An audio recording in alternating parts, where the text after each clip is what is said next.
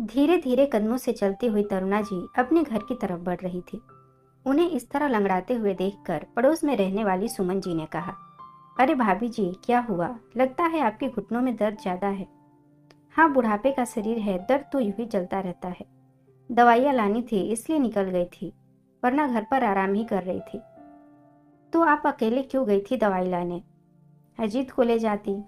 सुमन जी की बात सुनकर तरुणा जी चुप हो गई। आखिर कहती भी तो क्या कि बेटा उनके साथ नहीं जाता। पर सुमन जी को तो उनके घर की सारी रामायण पता थी, इसलिए उन्होंने आगे कुछ नहीं कहा और चुप हो गई। आखिर बोल बोलकर क्या किसी के दर्द को कुरेदना। तरुणा जी वैसे ही लंगड़ाते हुए अपने घर की तरफ बढ़ गई।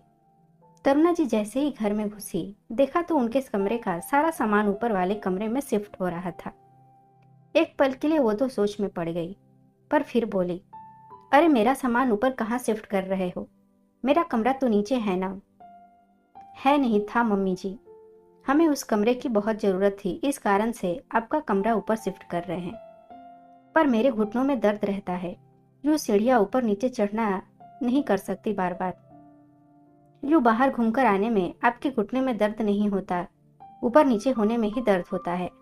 सब बहाने हैं, रहने दीजिए। आपको ऊपर वाले कमरे में ही जाना पड़ेगा।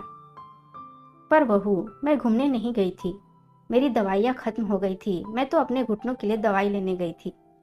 देखिए मम्मी जी, मेरी बहन आ रही है, पूरे 2 साल का कोर्स है, तो 2 साल तक वो यही रहेगी और उसे कमरे की जरूरत पड़ेगी, इसलिए आपका कमरा खाली कर रहे हैं।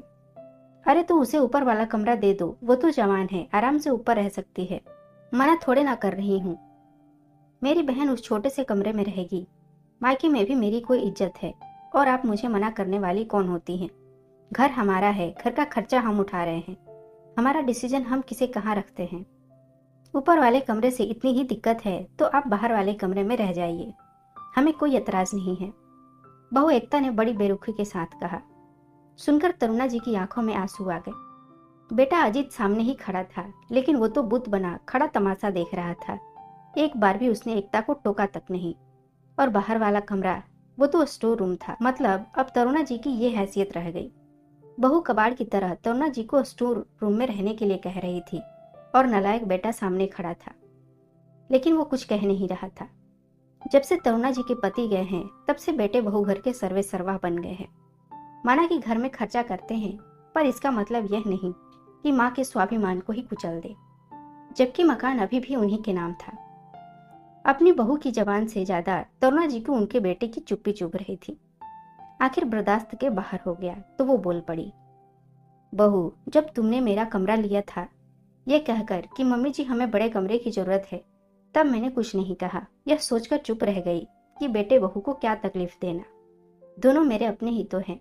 लेकिन आज तुम मुझे स्टोर रूम में रहने को कह रही हो। शुक्र मनाइए कि स्टोर रूम में रहने को कह रही हूँ, वृद्धा आश्रम में नहीं भेज रही हूँ। एक तो हमारा ही खाती हो, ऊपर से हमें ही सुना रही हो। बस करो बहू, बहुत बोल लिया तुमने। यह घर आज भी मेरा है, तुम यह मकान अपने दहेज में नहीं लाई थी। और हाँ, चुपचाप अपना कमरा भी खाली करो, मैं अपने कमरे में वापस शिफ्ट हो रही हूँ। अच्छा, घर का खर्चा हम कर रहे हैं तो आपकी दो बातें क्यों सुने? आज के बाद करने की जरूरत नहीं है। अगर इस घर में रहना है तो किराया दो, अन्यथा घर खाली करके चले जाओ, मैं किराएदार रख लूंगी। मेरे घर का खर्च मैं खुद निकाल लूंगी। मम्मी, तुम अपने बेटे को इस घर से निकालने के लिए कह रही हो? वाह बेटा, इतनी देर से तेरी बीवी जब मेरी बेइज्जती किए जा रही थी, मुझे वृद्धा आश्रम छोड़कर आने की बात कर रही थी, तब तुझे सुनाई तक नहीं दे रहा था, और मैंने तुम लोगों से किराया क्या देने को कह दिया, तुम्हें सुनाई देने लगा। मुझे कुछ नहीं सुनना। अब तक यही सोचती रही कि काश एक दिन तुम लोग मुझे समझोगे, पर वो दिन कभी नहीं आया। शायद मुझे अकेले रहने से डर लगता था, पर अब नहीं। अब यूं बेइज्जत होकर साथ रहने से अच्छा है स्वाभिमान के साथ अकेली ही रहूं। अब जो भी निर्णय लेना है फटाफट लो और कमरा खाली करो।